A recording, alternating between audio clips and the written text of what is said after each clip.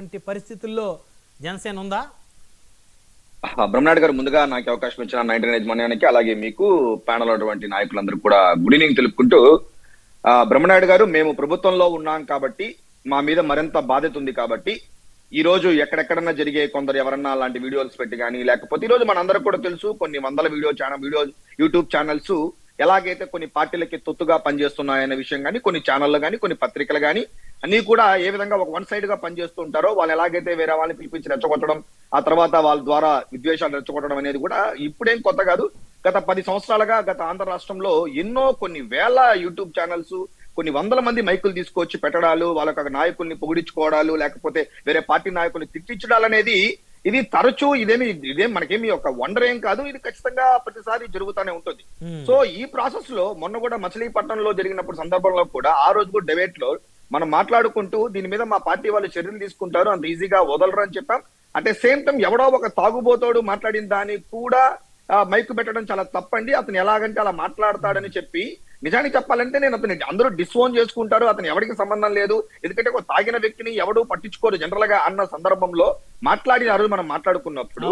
But unfortunate with in కొన్ని గంటల్లోనే ఆయన్ని కొంతమంది పరామర్శించడం, డైరెక్ట్ గా ఫోన్ కాల్ చేయడం, వాళ్ళకి జగన్ గారు ఫోన్ చేసి మాట్లాడారు. అంటే తప్పు లేదండి, ప్రజాస్వామ్యంలో మాజీ ముఖ్యమంత్రి ఫోన్ చేయడం. నేను అదే అంటున్నానండి. సో అలా చేయడంతో ఏమైందిరా అంటే, సో మా పార్టీ ఎప్పుడు కూడా ఒక లైన్ దాటద్దు, కొంచెం జాగ్రత్తగా మాట్లాడాల్సి వస్తుంది. మనం ప్రజల్లో ఉన్నాము, మనం ప్రభుత్వంలో ఉన్నాం కాబట్టి మాకు ఎప్పుడు కూడా మా అధినేత మమ్మల్ని కొంచెం జాగ్రత్తగానే కంట్రోల్ చేస్తుంటారు కాబట్టి ఆ ప్రాసెస్ లో విద్వేషాలు రెచ్చగొడుతుంటారు అని చెప్పారు. అట్ ద సేమ్ టైం ఆ రోజు పేర్ని నాని కూడా ఇమీడియట్లీ కొన్ని క్యాస్టింగ్ క్వశ్చన్స్ తీసుకొచ్చి మాట్లాడమంతా కూడా చూసాం కాబట్టి, సో మేము ఈ రోజు ఒక ప్రభుత్వంలో మేము చాలా బాధ్యతగా ఉండాల్సిన అవసరం కూడా మాకు ఎంతనా ఉంది అనే పాయింట్ లో మా అధినేత మాకు ఇచ్చినటువంటి ఇన్స్ట్రక్షన్స్ తప్ప మమ్మల్ని రెచ్చగొట్టడం అనేది ఎప్పుడు కూడా మా పార్టీ వారి సైడ్ నుంచి అలా ఉండదు.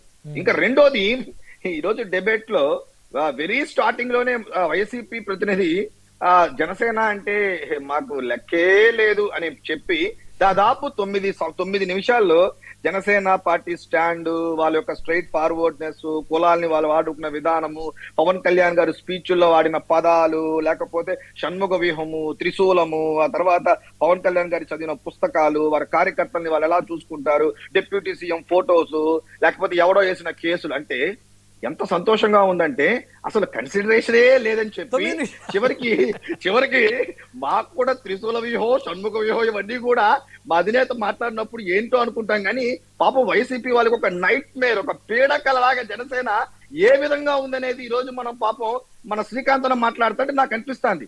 ఎంత క్లీన్ అబ్జర్వేషన్. అసలు 2 లక్షల పుస్తకాలు చదివినట్టు, ఎక్కడో చదివినట్టు, మొన్నటికి మొన్న అసలు డిప్యూటీ సీఎం ఫోటోలు పెట్టకూడదు అని చెప్పిన సబ్జెక్టు కూడా వై కొండలరావు అనే వ్యక్తి ఈ విధంగా పిల్లేస్తే కోర్టు ఆ తర్వాత దాన్ని కొట్టేసింది. ఆ తర్వాత సినిమాలో నటించడం ఏంటి అని, మంత్రులు నటించడం ఏంటని అడిగితే ఆ తర్వాత అదేంటది అతను ప్రవీణ్ అని ఒక ఐఏఎస్ ఆఫీసర్ వేస్తే కోర్టులు అలాంటిది ఎక్కడా లేదని చెప్పి 2 కోర్టులు కొట్టేసిన పరిస్థితి. సో వేసింది మాత్రమే పాపం తెలుసుకున్నటువంటి వైసీపీ ఆ తర్వాత కోర్టులు ఏం తీర్పిచ్చిందో దాన్ని కూడా చూడాలి కదా. సో ఆ 2 కూడా తీసేయడం జరిగింది. అసలు ఒకటి, బ్రహ్మనాయుడు గారు, ఈ రోజు సబ్జెక్ట్ మొత్తం కూడా వైసీపీ వ్యూహం వేస్తుంది, దాని ట్రాప్ లో పడదని చెప్పి మాకు ఇన్స్ట్రక్షన్స్. 100% వైసీపీకి మేము ఎందుకు నచ్చుతాం? మమ్మల్ని ఎప్పుడు చూసినా టీడీపీ సబ్ బి పార్టీనో, టీడీపీలో సబ్ పార్టీనో అలాగే మీరు మాట్లాడతారు. ఎందుకంటే ఎవరు ఊహించని విధంగా జనసేన అనేది గత ఎలక్షన్స్ లో మీకంటే కూడా మేము 21 పొందడం అనేది అసలు ఆ రోజు ఎలక్షన్ రిజల్ట్స్ లో చూస్తా అంటే 2వ స్థానంలో ఎవరు ఉంటారని చెప్పే పోటీ మాకు వైసీపీకి ఏంటండి. 153 సీట్లు వచ్చిన వైసీపీ ఎక్కడ, ఒక్క సీటు లేని జనసేన ఎక్కడ? మీ దృష్టిలో అది పార్టీనే కాదన్న మిమ్మల్ని మేము ఆ రోజు మీకు వచ్చినటువంటి నంబర్స్ ఏదైతే ఉందో ఇప్పటికీ వాళ్ళు నిద్ర లేనట్లేదు చెప్పాలన్నట్టయితే. నిజానికి వాళ్ళ ప్రధాన శత్రువు తెలుగుదేశం కాదు, వాళ్ళ ప్రధాన శత్రువు జనసేన పార్టీనే. వాళ్ళు అంటూనే ఉంటారు జనసేన మీదే పడేడుస్తారు. ఏమి గతంలో 5 మంది డిప్యూటీ సీఎంలు వైసీపీ వాళ్ళు పెట్టినప్పుడు ఆ రోజు చెప్పట్లేదే అది ఒక రాజ్యాంగం పదవి కాదని? ఇదే నారాయణ స్వామికి ఇచ్చారు, ఆ రోజు ఆయన చెప్పట్లేదు.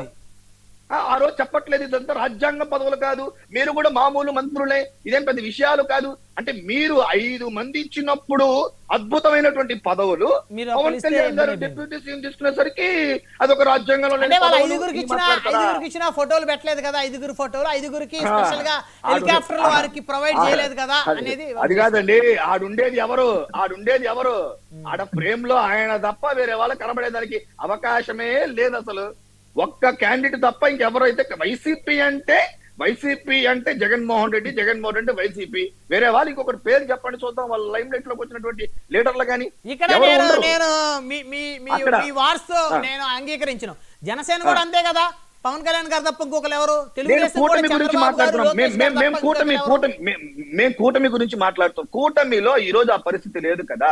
మొన్న బీజేపీకి సంబంధించి కూడా చాలా సీరియస్ గా మోడీ గారి యొక్క ఫోటోస్ కూడా ప్రతి ఒక్క రేషన్ షాప్స్ లోనూ ఉండాల్సిన అవసరం ఉందని చెప్పి కేంద్ర మంత్రి నిర్మలా సీతారామన్ గారు ప్రకటించారు.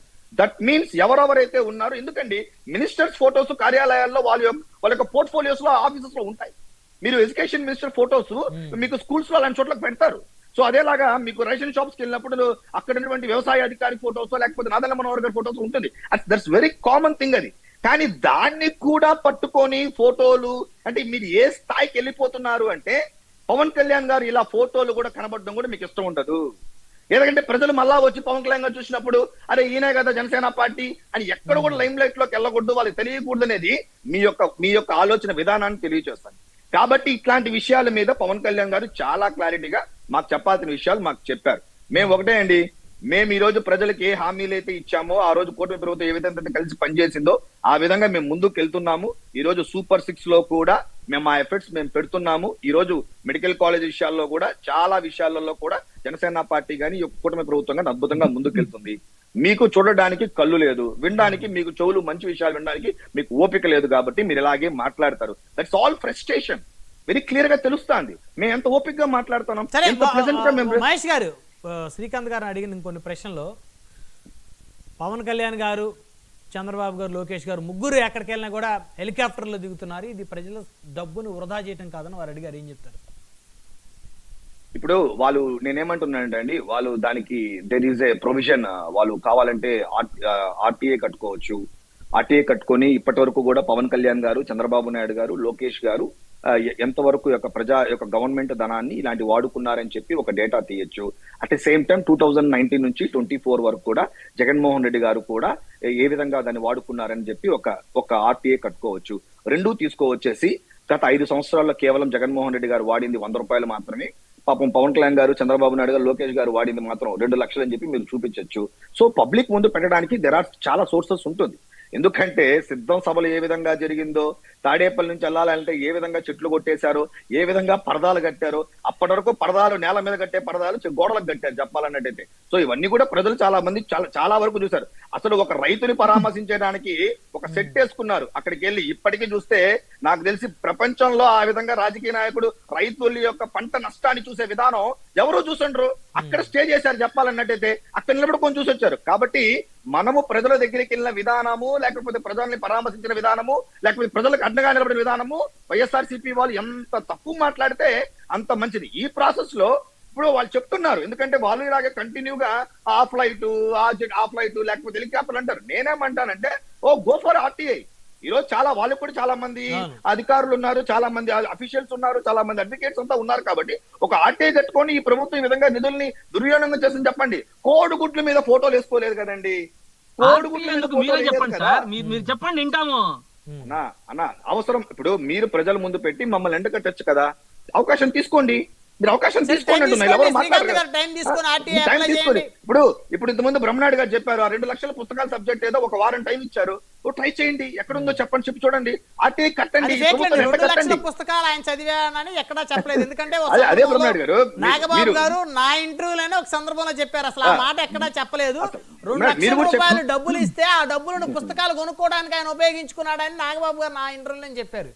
బ్రహ్మనాయుడు గారు మీరు చెప్పారు కదా టైం తీసుకొని 1 వీక్ తర్వాత చెప్పండి అనేసి. నేనేమంటా అంటే వైఎస్ఆర్సీపీ వాళ్ళు ఊరికే బుడత తల్లకుండా డేటాస్, ఫ్యాక్ట్స్, ఫిగర్స్ ప్రజల ముందు పెడితే కనీసం నిజాలన్నా మాట్లాడతారని ఆలోచిస్తారు.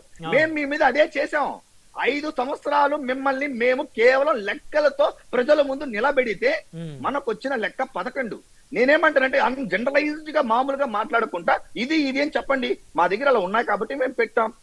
కోడిగుడ్ల మీద ఫోటోలు వేయడం కానీ, బ్యాగుల మీద ఫోటోలు వేయడం కానీ, చెక్కీల మీద ఫోటోలు వేయడం కానీ, ఆ రోజు ఏ రాజ్యాంగం చెప్పిందండి ప్రజలకు ఇచ్చే దాంట్లో కోడిగుడ్డు మీద ఫోటోలు లేదండి. అసలు పగలగొట్టే కోడిగుడ్డు మీద ఫోటోలు వేసుకున్న పార్టీ మంది మీరు మాట్లాడతారా? డిప్యూటేషన్ ఫోటో ఆఫీసుల్లో ఉండాలా ఉండకూడదని మీరు మళ్ళా కొండలరావు అనే వ్యక్తి అలాంటి వ్యక్తి వేస్తే కోర్టు కూడా ఈరోజు సమాధానం చెప్పింది.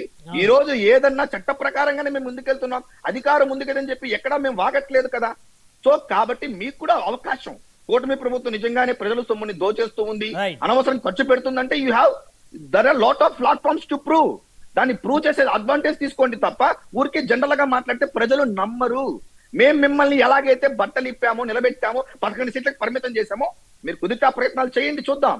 వి వెల్కమ్ ఇట్. మేము దాని నుంచి నేర్చుకుంటాం, ఖర్చులు తగ్గించుకుంటాం. నిజంగానంటే మేము చాలా పాజిటివ్ గవర్నమెంట్. ఈ గవర్నమెంట్ మీరిచ్చే ప్రతి విమర్శని కూడా దాన్ని మేము తీసుకోవడానికి సిద్ధంగా ఉన్నాం. మీరు అసలు మేము చెప్తే వినడానికే సిద్ధంగా లేదు. మా పార్టీ మీరు పార్టీగానే కన్సిడర్ చేయట్లేదు. మీ ఆలోచన ఎక్కడా, మా ఆలోచన ఎక్కడా? సో మేము వీఆర్ రెడీ టు లిజన్. మీరు మాకు వీరెవరండి మా పార్టీని గుర్తించడానికి? రాష్ట్రంలో ప్రజలు ఎన్నికల సంఘం గుర్తించిందండి. ఈ రోజు the most powerful leader in the ప్రపంచంలోనే పవర్ఫుల్ లీడర్ మోడీ గారు గుర్తించారండి. ఆఫ్టర్ ఆల్ ఈ వైఎస్ఆర్సీపీ వాళ్ళు మమ్మల్ని ఏందని గుర్తించేది పార్టీని. వీరి గుర్తింపు మీద మేము బతుకుతున్నాము. మేము ప్రజల ముందు నిలబడతాం, మేము చేసే పోరాటం మేము చేస్తాం.